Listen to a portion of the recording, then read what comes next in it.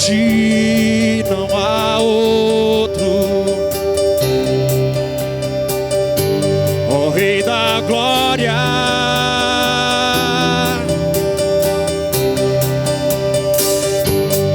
onde está quem o possa confrontar? Não há nada.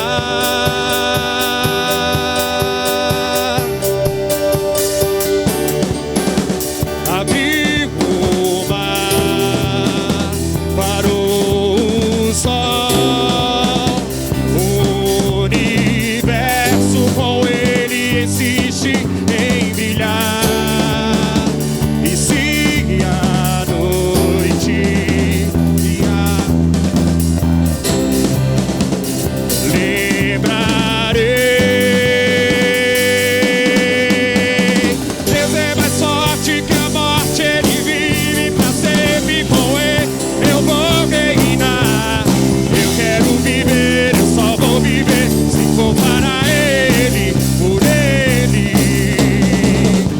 O seu amor me fez novo. Celebre com suas palmas, ó Rei da glória.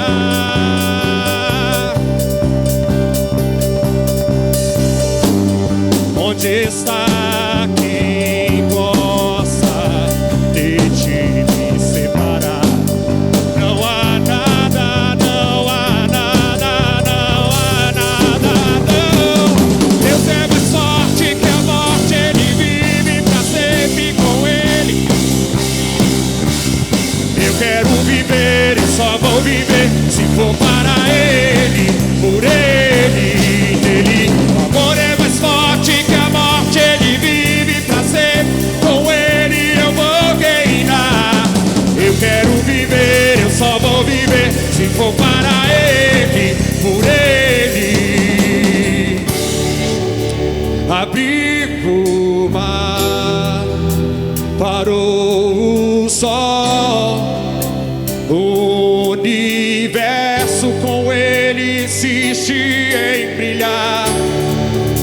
E se a noite me alcançar, lembrarei que com ele pra sempre eu serei. Eu serei, eu serei.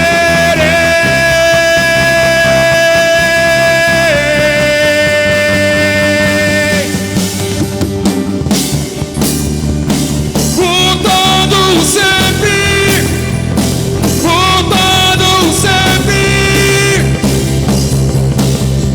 Oh, celebre, Deus é mais forte que a morte, ele vive pra sempre, com ele eu quero viver e só vou viver se for para ele, por ele, nele. O amor é mais forte que a morte, ele vive, por ele eu só vou viver se for para ele, por ele. Deus é mais forte que a morte, ele vive pra sempre. Eu quero viver, eu só vou viver se for para ele, por ele, nele. O amor é mais forte que a morte, ele vive, por ele eu só vou viver, eu só vou viver se for para ele, por ele,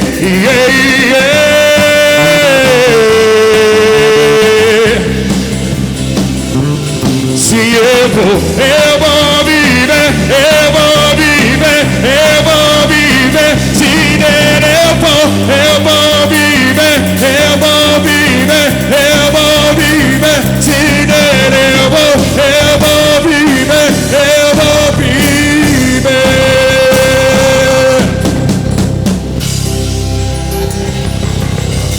Aleluia.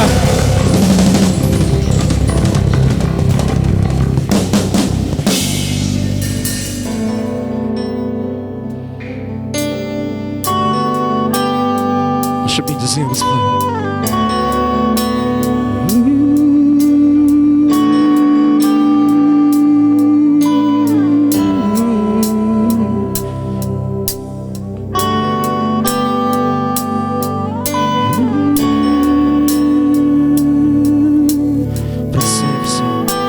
para sempre.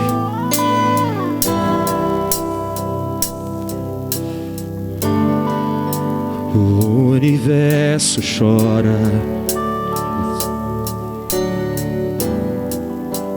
ali estava amor do Salvador, seu corpo lá na cruz, seu sangue derramou, o peso do pecado ele levou.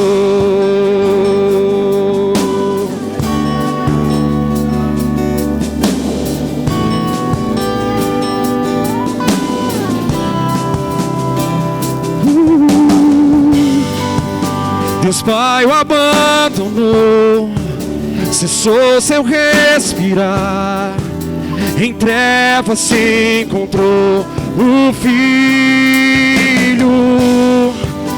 A guerra começou,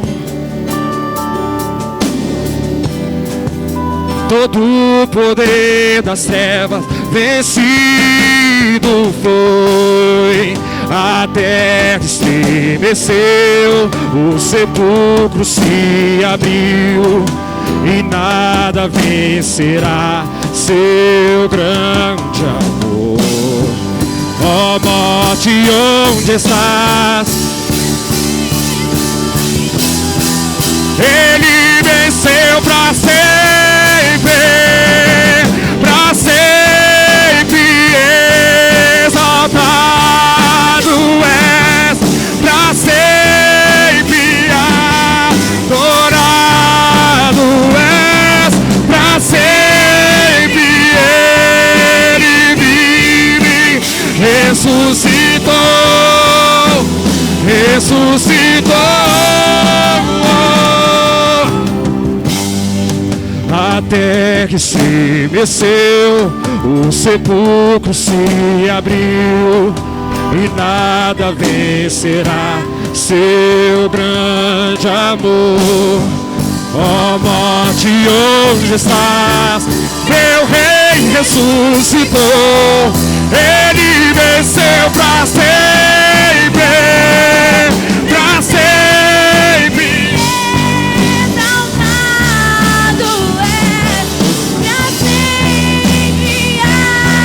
Adorado és, pra sempre ele vive, ressuscitou, ressuscitou.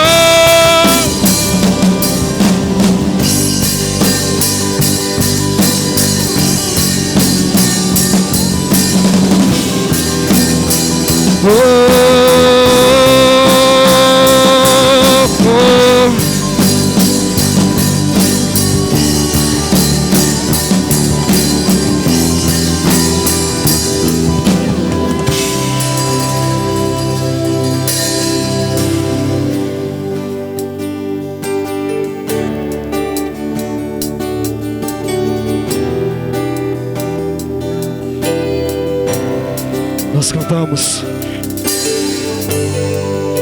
cantamos aleluia, cantamos aleluia, cantamos aleluia, o Cordeiro venceu. Cantamos aleluia, cantamos aleluia, cantamos aleluia, o Cordeiro venceu. Cantamos aleluia, cantamos aleluia, cantamos aleluia, o Cordeiro venceu. Cantamos aleluia, cantamos aleluia, cantamos aleluia, o Cordeiro venceu. Cantamos aleluia, cantamos aleluia, cantamos aleluia, o Cordeiro venceu. Cantamos aleluia, cantamos aleluia, o Cordeiro venceu.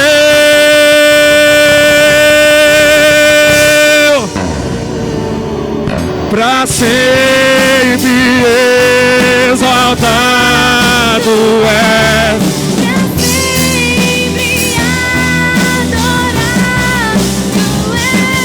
Pra sempre ele vive, ressuscitou, ressuscitou, pra sempre exaltado és, pra sempre adorado és, pra sempre ele vive, ressuscitou, ressuscitou.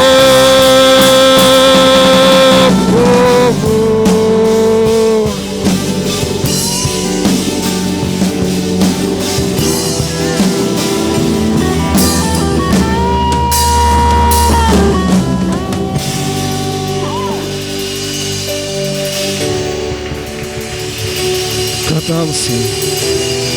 Cantamos. Cantamos. Cantamos. Aleluia. Cantamos, aleluia. Cantamos, aleluia. Cantamos, aleluia. O Cordeiro venceu. Cantamos, aleluia. Cantamos, aleluia. Cantamos, aleluia. O Cordeiro venceu. Cantamos, aleluia. Cantamos, aleluia. Cantamos, aleluia. O Cordeiro venceu. Cantamos, aleluia. Cantamos, aleluia. Cantamos, aleluia. O Cordeiro venceu.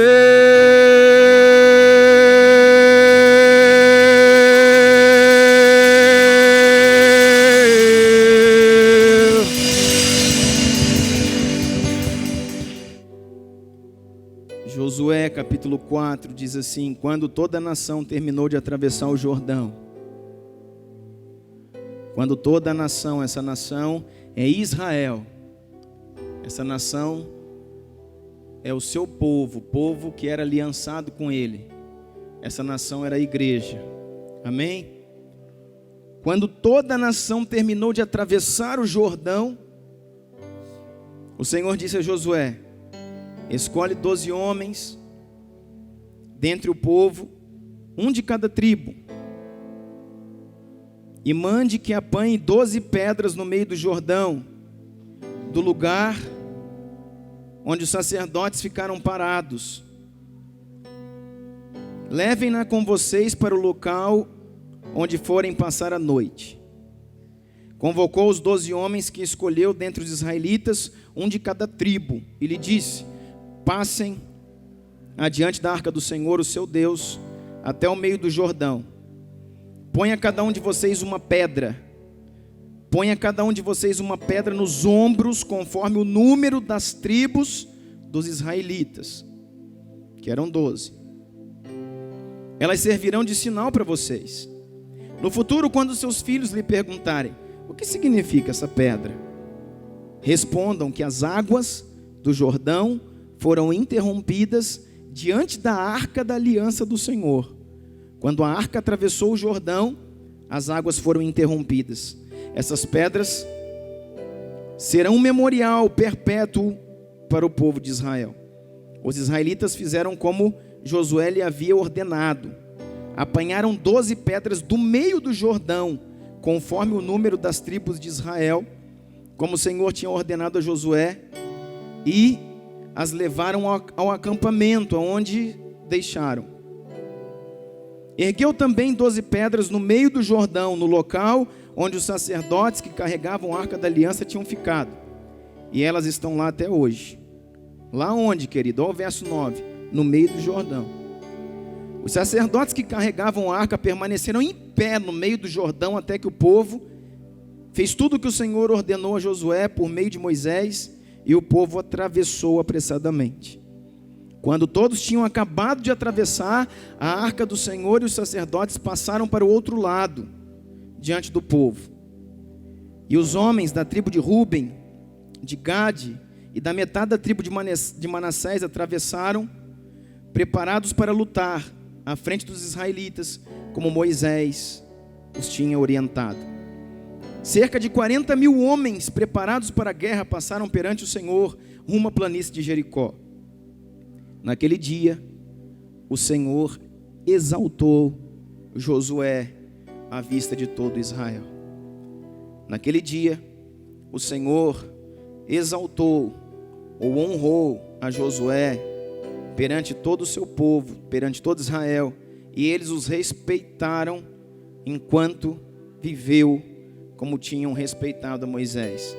Então o Senhor disse a Josué: ordene os sacerdotes que carreguem a arca da aliança e que saiam do Jordão. E Josué lhes ordenou que saíssem.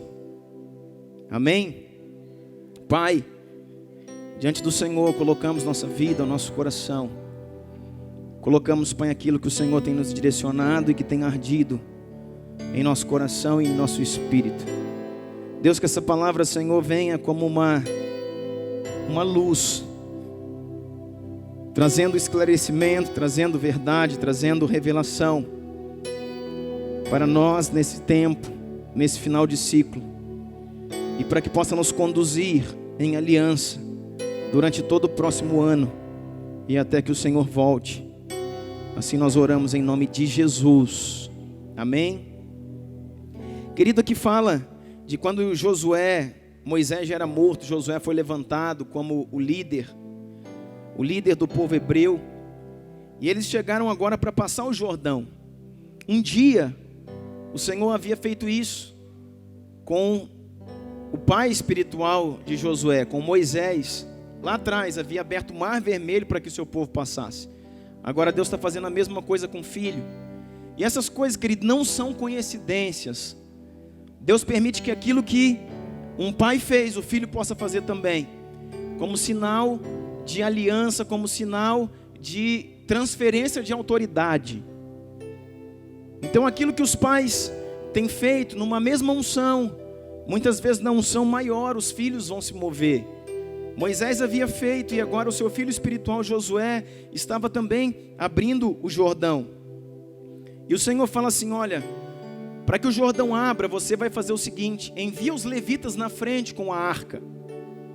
Envia os levitas na frente, eles vão começar a entrar. E a partir do momento que eles começarem a entrar com a arca, as águas vão parar, elas vão abrir.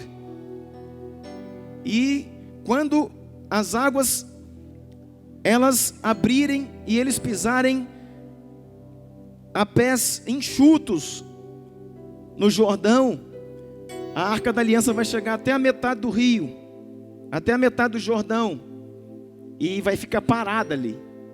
Os levitas com a arca nos ombros vão ficar parados, até que todo o povo possa passar. Mas quando o povo estiver passando, o Senhor falou assim: vocês vão pegar 12 pedras. Vocês vão pegar 12 pedras que representam Israel, que representam 12 tribos. Israel tinha 12 tribos. Na verdade tinham 13, porque existiam os levitas. Mas como os levitas não tinham herança entre as terras, se contavam só 12, porque os levitas não eram contados, mas tinham 13. Mas o Senhor falou: peguem 12 pedras representando todo o povo, representando unidade, representando o conjunto, porque eu sou o Deus, não é da tribo de Judá, da tribo de Benjamim, da tribo de Manassés, eu sou o Deus de Israel. Eu sou o Deus de um povo, eu sou o Deus da minha igreja, e eu preciso que ela seja coesa, única, unida. E aí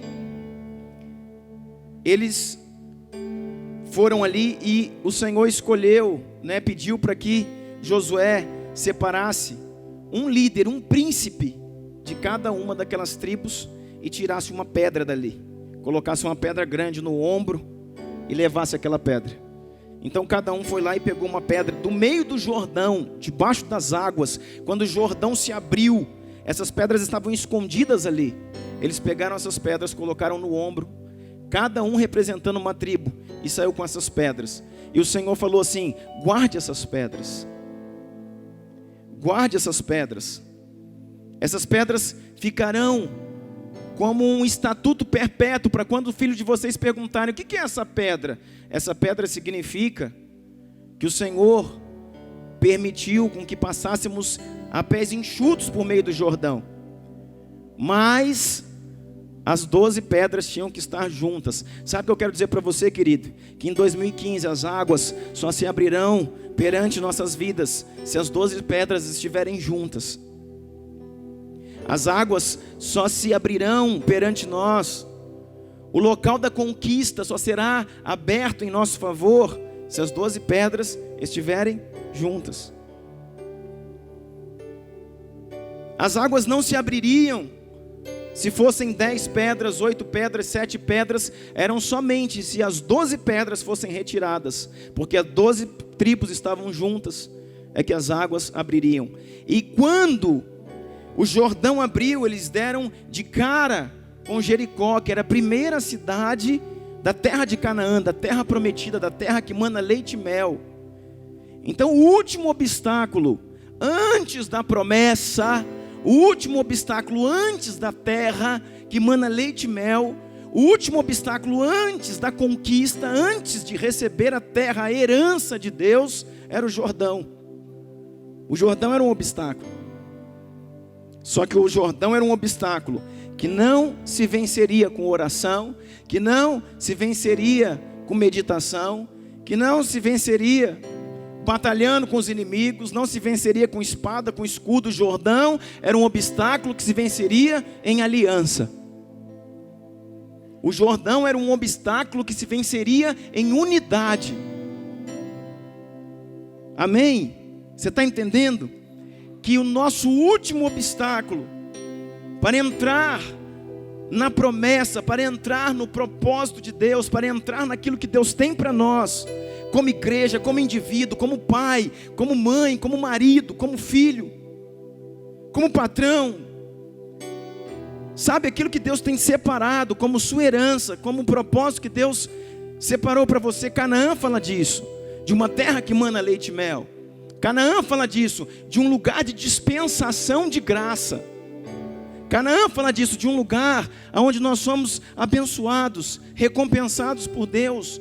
O nosso último obstáculo antes de entrar na terra chama-se Jordão. Mas não são as muralhas, pastor, não são as muralhas, porque nas muralhas o povo não fez nada, foi Deus que derrubou para que eles entrassem. E as muralhas eram Jericó. Jericó já é Canaã. A cidade de Jericó já era na herança. O Jordão era antes de chegar na herança. Então, antes de chegar na sua herança, querido, naquilo que Deus tem prometido, existe um último obstáculo, o Jordão. E esse Jordão só se ultrapassa com aliança, ombreados, um a um. Sabe, em aliança com Deus, em aliança com seus irmãos, com sua igreja, em aliança com os seus pastores, com aqueles homens que Deus tem colocado na sua vida, em aliança, compartilhando do pão, compartilhando da mesa do Senhor, andando em unidade. Eles tiraram essas pedras, colocaram nos ombros e levaram essas pedras. Existem duas linhas teológicas. Uma, a própria palavra diz, mais para frente, que depois que eles passaram o Jordão, então a pés enxutos, eles levaram essas pedras. Todos passaram, depois que os levitas saíram de lá com a arca nos ombros, o rio se fechou de novo e desceu água. Nesse momento o Senhor honrou a Josué, dizendo: olha, vocês estão entrando na terra que mana leite e mel, terra que eu prometi e eu vos dou por herança. Porém, vocês só vão entrar aqui porque as 12 pedras estão juntas. E por ter conseguido conduzir as 12 pedras juntas, o Senhor honrou a Josué e falou para ele assim: você, Josué, vai ser honrado perante o povo. E assim como o povo amou a Moisés, eles vão amar você. E diz aqui que eles respeitaram Josué até o final da sua vida. Não é isso? Até o final da sua vida. Diz mais para frente aí que eles pegaram essas pedras. Que eles pegaram essas pedras e construíram um altar para Deus. Diz aí mais para frente que eles pegaram essas pedras e construíram, colocaram as 12 pedras e ficou estabelecido um altar ali.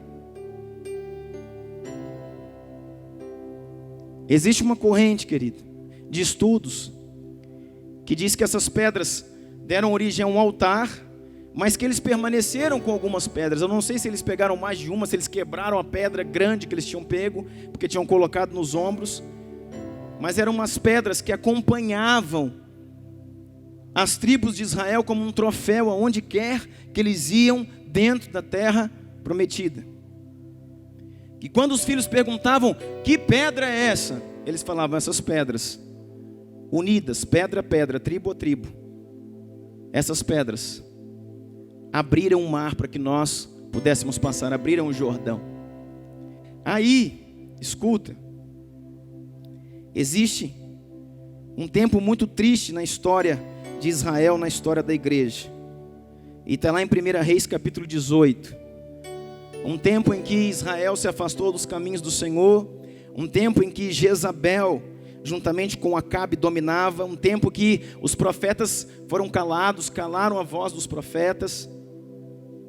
Um tempo, querido, de apatia. Um tempo em que Deus não tinha mais lugar no meio do povo. E sabe por que tudo isso? Sabe por que tudo isso? Porque as pedras tinham se separado. Depois, isso aqui, 1 Reis 18, vai falar de um tempo depois do reinado de Salomão.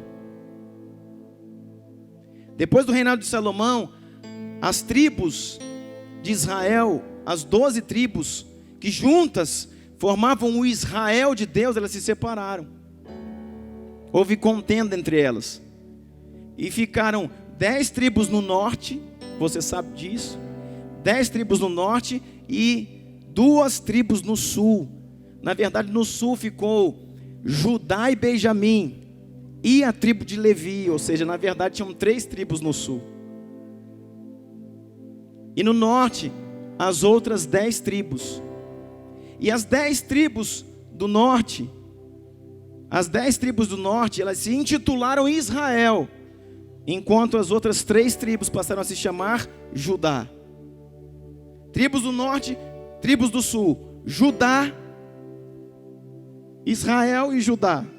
Israel é norte, Judá é sul. Porém, agora, Israel era a configuração de apenas 10 tribos e não das 12. Mas o Senhor deu o nome de Israel, não era para 10 tribos, era para 12. Amém? O Senhor falou que uma nação constituída por 12 tribos era Israel. Que uma nação constituída por 12 tribos era a nação de Israel. Só que o que fez? Os homens brigaram entre si, discordaram entre si e separaram. 10 tribos vai para o norte, 3 tribos ficaram no sul. E nessas tribos do norte, eles se intitularam, nós somos Israel. E Deus falou, não, vocês não são Israel. E por causa disso, querido, eles foram entregues, Deus permitiu com que o governo de Jezabel, manipulação, controle, a voz profética sumiu. Os profetas de Deus eram decapitados, eram mortos. O espírito da prostituição, o espírito do domínio, do controle, tomou conta da igreja, tomou conta de Israel nesse tempo.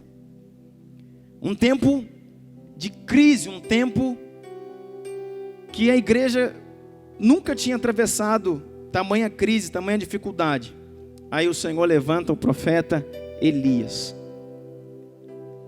Elias tinha agora o papel de trazer avivamento para o meio do povo. Elias tinha o papel de trazer a restauração do culto a Deus, ao Senhor, Porque Acabe e Jezabel tinham instituído o culto a Baal, que é um demônio, é um deus cananeu da tempestade, junto com a sua esposa, que é a deusa da fertilidade.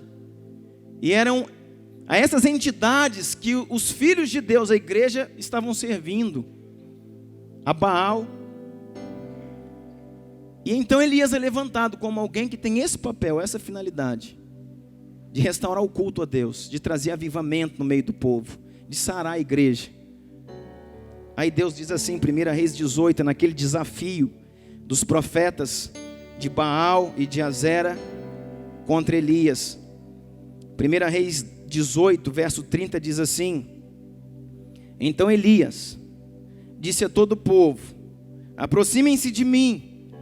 E o povo aproximou-se. Elias reparou o altar do Senhor que estava em ruínas. Querido, presta atenção aqui. O que é preciso fazer para que Deus volte a reinar? Restaurar o altar que está em ruínas. O que Deus precisa fazer? E o que eu preciso fazer para que Deus possa reinar através de mim? O que nós precisamos fazer para que em 2015 o Senhor reine em Araguari, o Senhor reine no Brasil, o Senhor reine em toda a terra? Nós precisamos restaurar os altares que estão em ruínas. Que altar é esse, querido? Sabe como é que começa a restauração desse altar? Diz assim: Elias reparou o altar do Senhor que estava em ruínas. Depois apanhou 12 pedras, uma para cada tribo dos descendentes de Jacó, a quem a palavra do Senhor tinha sido dirigida, e disse: seu nome será Israel. Você está vendo o que Elias está falando aqui? Olha o que Elias está falando. Vou ler de novo. Para restaurar o altar que está em ruína, ele apanhou 12 pedras, uma pedra de cada tribo dos descendentes de Jacó, a quem a palavra do Senhor tinha sido dirigida. Para quem que a palavra do Senhor tinha sido dirigida? Para os descendentes de Jacó, dizendo que o seu nome é Israel. O nome de quem? Dos descendentes de Jacó. E quem eram os descendentes de Jacó? As 12 tribos. Então, irmãos, isso era um tapa. Isso era um confronto, por exemplo, a aqueles que se intitularam Israel. Elias reúne o povo e diz assim: cada um das 12 tribos traga a pedra. Qual pedra? Aquela pedra por meio do qual vocês entraram nessa terra. Aquela pedra que cada um de vocês, quando unem, se tornam Israel, o povo, a igreja do Senhor Jesus. Povo eleito, raça eleita, povo de propriedade exclusiva do Senhor. Lembra aquela pedra de quando vocês entraram na terra, vocês tiraram lá, e que o Senhor falou: quando vocês unirem as 12 pedras, vocês são Israel. É isso que ele está dizendo aqui. Então ele estava dizendo: Judá, vocês que se intitularam reino de Judá, tragam as 2 pedras que tem aí, de Judá e Benjamim. Vocês que se intitularam reino do norte, reino de Israel, vocês não são Israel coisa nenhuma, tragam as 10 pedras daí.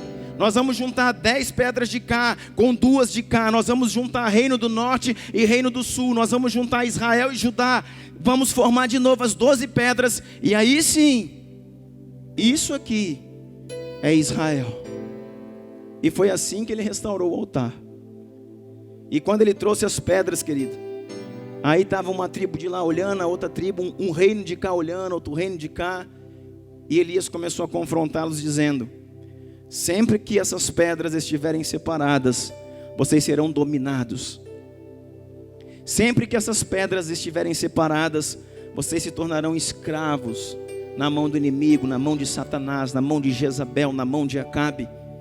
Mas quando vocês reunirem essas pedras, vocês fazem a plataforma base para que o sacrifício, para que o cordeiro seja colocado e para que Deus possa descer fogo e consumir o holocausto.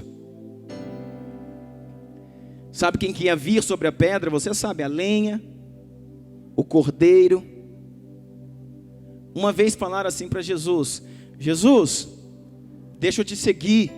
E Jesus falou assim para um jovem, dizendo assim, o próprio Cristo falou: as aves do céu têm os seus ninhos, e as raposas têm os seus covis, têm as suas cavernas, mas eu, o Filho do Homem, o Filho do Homem, Jesus, eu não tenho onde reclinar a minha cabeça. Sabe o que ele estava dizendo? Eu não tenho descanso, eu não tenho nem lugar para dormir, eu não tenho lugar para reclinar minha cabeça. Você realmente quer me seguir? E aquele jovem pensou melhor, virou as costas e foi embora. Mas depois que ele morreu, presta atenção nisso, quando Jesus morreu e o seu lado foi rasgado, assim como Deus tirou Eva, quando adormeceu Adão, abriu o seu lado, o Senhor tirou a Eva. Na cruz do Calvário, o Senhor adormeceu o segundo Adão, o seu filho, e tirou a igreja. Quando aquele sangue jorra, água e sangue, redenção e purificação, é a obra da igreja. Está nascendo profeticamente a esposa do Cordeiro, a igreja de Jesus na terra. E sabe o que está sendo determinado, que nós determinamos hoje na ceia? Que Ele é o corpo, que o pão é o corpo, é o pão vivo que desce do céu. Quando o pão é partido, nós passamos a ser o corpo. Aquele corpo, querido, aquele pão que você vê ali, a Bíblia diz assim: eu sou o pão vivo que desce do céu. Então o pão que desce do céu é Jesus, mas quando Ele entrega, Ele se entrega a nós e Ele é partido, então isso é a ceia. Mas o que eu quero dizer para você? Eu quero dizer para você que nós passamos a ser a igreja, o corpo de Cristo, e a partir desse momento o Senhor tem aonde reclinar a sua cabeça, porque a cabeça ela está apoiada no corpo, e o Senhor, Ele reclina, a cabeça do Senhor está reclinada sobre a sua igreja, que sou eu e você. E sabe o que está acontecendo aqui? 12 pedras estão ali, 12 pedras, Israel, a igreja, e sobre a igreja vem o Cordeiro, que é Jesus, ou seja, o cabeça está sobre a igreja. O cabeça está sendo colocado sobre a igreja, o Cordeiro de Deus. E aí, aqueles profetas de Baal e de Azera, você sabe a história, eles cantam, eles gritam, eles chamam, eles se retalham e não acontece coisa nenhuma.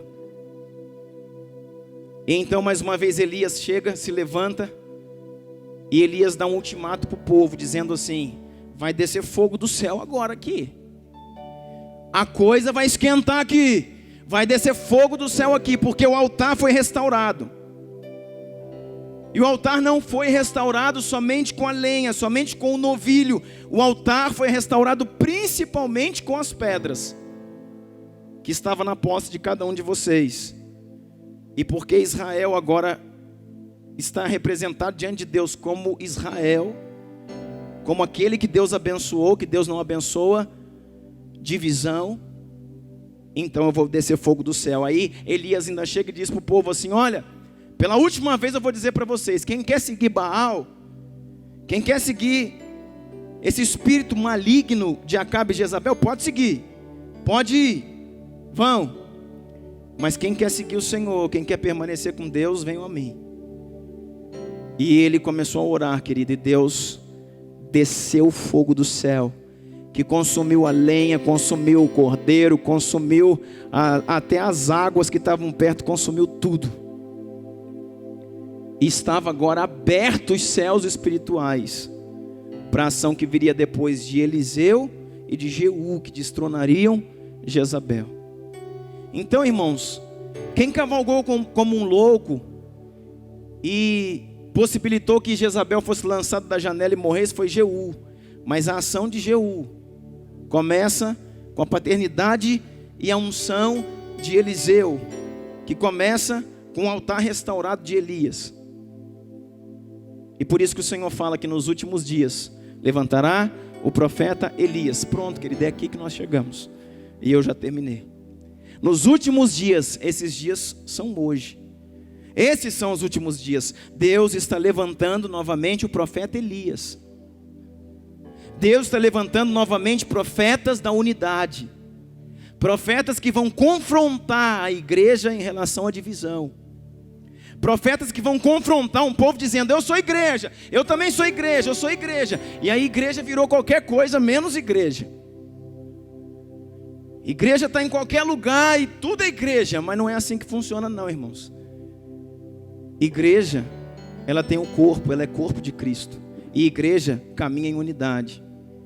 Então, o espírito de Elias são homens, profetas, sendo levantados nos últimos tempos para dizer: espera aí, isso que vocês estão falando, reino do norte, reino do sul, fulano para cá, tribo de cá, tribo de lá, esse tanto de tribo que tem aí, e isso não é igreja. É isso que Elias falou. A igreja, ela vai se manifestar com a restauração do altar. Tragam as pedras. Igreja é uma só, aquela que Jesus vem buscar. Quando o Senhor estabeleceu o sacerdote, Ele colocou no peito, no éfode do sacerdote, uma estola sacerdotal.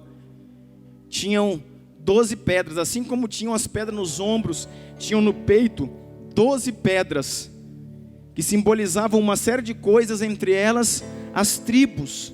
Sabe por quê, irmãos? Porque um sacerdote, ele é um apaziguador. O sacerdote, ele é um proclamador da unidade. Quando ele vestiu um sacerdote, ele não colocou 10 tribos para cá, 2 para cá, não colocou as tribos, ele colocou no coração do sacerdote 12 pedras, dizendo: essas pedras precisam estar juntas. Essa é a igreja. Quando a igreja se separar, se dividir, o que acontece hoje, irmão, ela perde a sua força e é dominada por Jezabel. Pronto. É tudo que tem acontecido. A igreja se divide em tribos, a igreja se divide dentro dela mesmo, em partidos de cá, partido de lá, uma panela aqui, um negócio ali. E quando a igreja se divide, domina Jezabel. Manipulação, controle, contenda, fofoca, aquele tanto de coisa. Por quê? Porque a igreja não pode ser dividida. Aí o Senhor nos últimos dias, nesses dias, está levantando homens com o espírito de Elias, que estão denunciando a bagunça, que estão denunciando o espírito de divisão, que estão denunciando a desunião, para que possa trazer novamente unidade, cada um trazer a sua pedra, encaixar aqui, ó. Cada uma tem um lugar certinho, vai encaixando as pedras, cada uma no seu lugar, até formar alguma coisa, que se chama corpo de Cristo. E Jesus vai falar: essa é a igreja. E quando ela está unida, ela estabelece o meu reino na terra. Por isso, querido, que a igreja cresce em números. Os dados mostram isso, censos mostram isso. Que a igreja cresce, cresce, cresce, mas não estabelece nada. Porque é uma igreja que tem nome de igreja, mas espiritualmente o Senhor não a vê como igreja. É a tribo do norte. Nós somos Israel. O Senhor falou: isso é o que vocês falam. Vocês não são Israel. Eu dei o nome de Israel para as 12, não é para 10. Então o Senhor está olhando e vendo igreja, igreja, igreja, igreja, igreja, igreja. Pessoas que se intitulam igreja, mas o Senhor não as vê como tal. Amém? Nós vamos orar, querido. Nós vamos orar. E eu gostaria de convocar você nesse ano a viver aliança. Aliança um com os outros. Aliança no Espírito, aliança com o Senhor. Sabe um texto que motivou muito meu coração? Diz assim, presta atenção aqui, nós vamos orar agora. Isaías capítulo 6. Diz assim: no ano que morreu o rei Uzias, eu vi o Senhor. Sabe o que eu quero te dizer? Só com esse texto, que Deus estava ministrando no meu coração essa semana, que Isaías era um profeta, e o rei Uzias era um ícone na história no seu tempo. O rei Uzias foi um rei tão famoso, foi um rei, sabe, que rompeu tanta coisa. Era um rei que foi idolatrado pelo seu povo. Era um rei que foi muito, muito, muito próspero no seu tempo, Uzias. E os olhos do povo de Deus estava em Uzias. E a história fala que o profeta Isaías era sobrinho do rei Uzias. Mas a Bíblia está dizendo que quando o rei Uzias morreu, ou seja, foi uma lamentação para o seu povo. Foi algo triste, foi algo drástico. Mas naquele ano, ele conseguiu ver o Senhor. E aí, pastor, eu quero te dizer, querido, embora algo nesse ano tenha sido triste para você, embora algo nesse ano tenha sido lamentável, a perda de Uzias, a perda de um ente querido, a perda de algo que você estimava, algo que te dava segurança, a perda do emprego, algo que talvez não foi tão bom quanto você pensava que podia ter sido. Não fique com os olhos na morte de Uzias. Abra os seus olhos e você verá o Senhor. Você verá aquele que vai mudar a sua sorte nesse próximo ano. Você verá que algo se foi, Uzias se foi. E foi algo significativo, foi algo importante, era algo marcante para a sua vida. Mas quando Uzias reinava, você muitas vezes caminhou na aba do Uzias, mas não tinha uma revelação de quem Deus era. Uzias morreu, você perdeu alguma coisa, mas a partir desse momento Deus vai te levar a vê-lo e a ter uma revelação de quem verdadeiramente é o Senhor na sua vida. No ano que morreu o rei Uzias, eu vi o Senhor. Amém? Eu agradeço você, vamos orar em nome de Jesus. Eu gostaria que você começasse a orar. Assim te chamo, ó Pai, que uma vez brilhou